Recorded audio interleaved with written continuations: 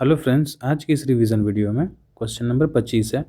एक दुकानदार ने 2 रुपया में 6 की दर से कलम खरीदकर 4 रुपया में 9 की दर से बेच दिया। उसका प्रतिशत लाभ कितना है?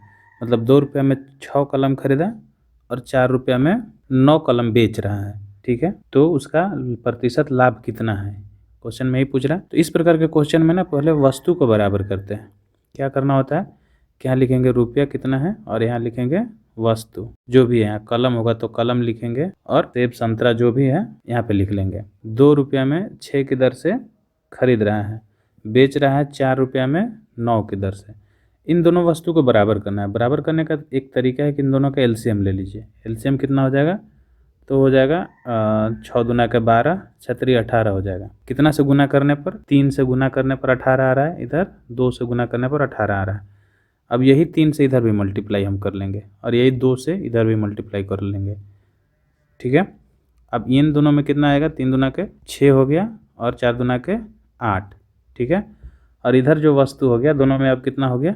इसका भी 18 हो गया, इसका भी 18 हो गया।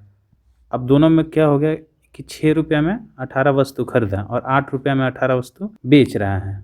ठीक है, अब तो वस्तु मेरा बराबर हो गया।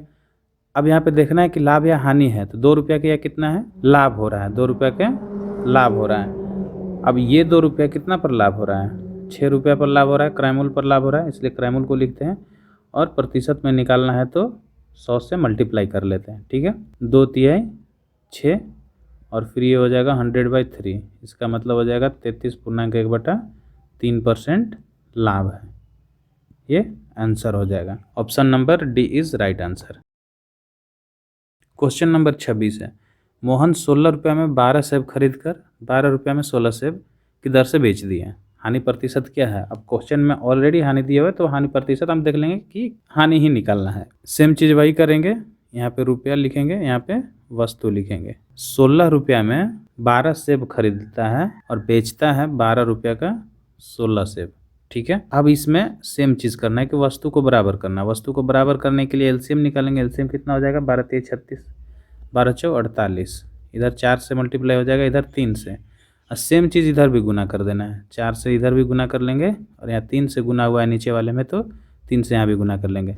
बराबर में इसको लिख देंगे। क्या हो जाएगा? 16×4 = 64 रुपया हो जाएगा और 12×3 = 36 रुपया हो जाएगा। ठीक है, अब 64 रुपया में 48 सेब और 36 रुपया में 48 सेब। 64 रुपये में 48 सेब खरीद रहा है और बेच रहा है 36 रुपया में ही 48 बेच रहा है। तो ऑब्वियस सी बात है कि घाटा हो रहा है, इसको हानि हो रहा है। अब इस हानि कितना हो रहा है तो यहाँ से घटा के लिख लेंगे। हानि हो रहा है 30, 2 = 28। 28 रुपया के यहाँ से हानि हो रहा है। 28 रुपया का हानि हुआ। क्रयमूल्य कितना है? 64 रुपया है। चूँकि क्रयमूल्य पर ही निकलता है, 100 से गुना कर लेंगे, प्रतिशत में निकालना होता है इसलिए। 4×7 = 28 और 16×4 = 64, 4×4 = 16 और 25×4 = 100, 25×5 = 125, 25×6 = 150, 25×7 = 175 बटा में 4।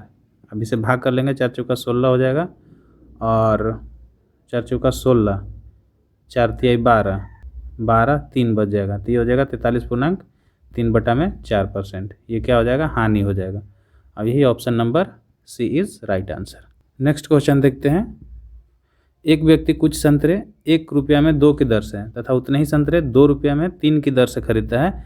इन सेबों को मिलाकर, सेब ने इन संतरे को मिलाकर, यहाँ सेब नहीं होगा, इन संतरे को मिलाकर 3 रुपया में 5 की दर से बेचने पर उसे कितने प्रतिशत का लाभ या हानि होगा? अब यहाँ पे आपको बताना है कि लाभ या हानि हो रहा है, लाभ हो रहा है या हानि। पहले 2 क्वेश्चंस में, पहले में लाभ था, दूसरे में हानि। अब यहाँ पे आपको खुद से निकाल कर दिखना है कि हानि हो रहा है कि लाभ हो रहा है। सेम चीज़ वही करेंगे। यहाँ पे लिखेंगे रुपया और यहाँ पे लिखेंगे कितना वस्तु है उसको लिख लेंगे। 1 रुपया में 2 वस्तु खरीदता है, फिर खरीदा है 2 रुपया में 3 वस्तु। ठीक है, अब टोटल वस्तु यहाँ से हम निकाल लेंगे कितना पैसा का कितना हो रहा है। उसके बाद हम आगे बढ़ेंगे, चूँकि यहाँ पे उसको मिला दिया है, एक में मिला कर तब बेच रहा है। अब यहाँ से दोनों का एलसीएम निकाल लेंगे। दोनों का एलसीएम निकालेंगे, कितना हो जाएगा? 3×2 = 6 हो जाएगा। इसमें कितना से गुना हो जाएगा? 3 से, और इसमें 2 से गुना। इधर भी कर लेंगे 3 से गुना और इधर भी कर लेंगे 2 से गुना। यहाँ हो जाएगा 3 और यहाँ हो जाएगा 4।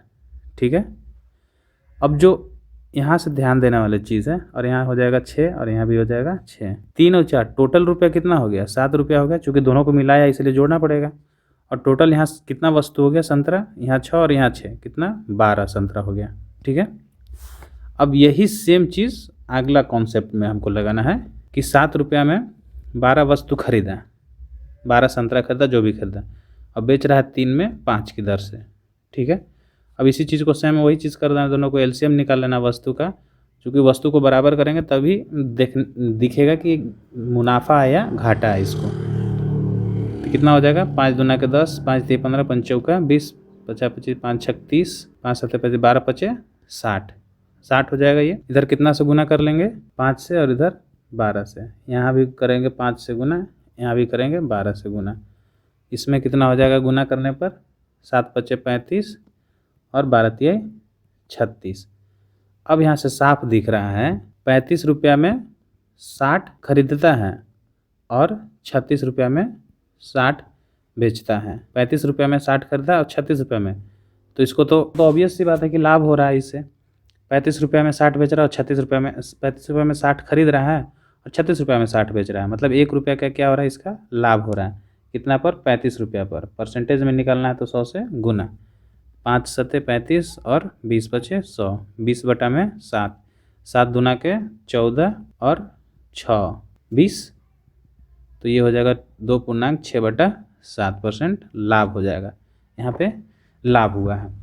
ठीक है। इस कॉन्सेप्ट से बस 3 ही क्वेश्चन था। अगले क्वेश्चन में अगला कॉन्सेप्ट है तो उसे नेक्स्ट वीडियो में देखेंगे।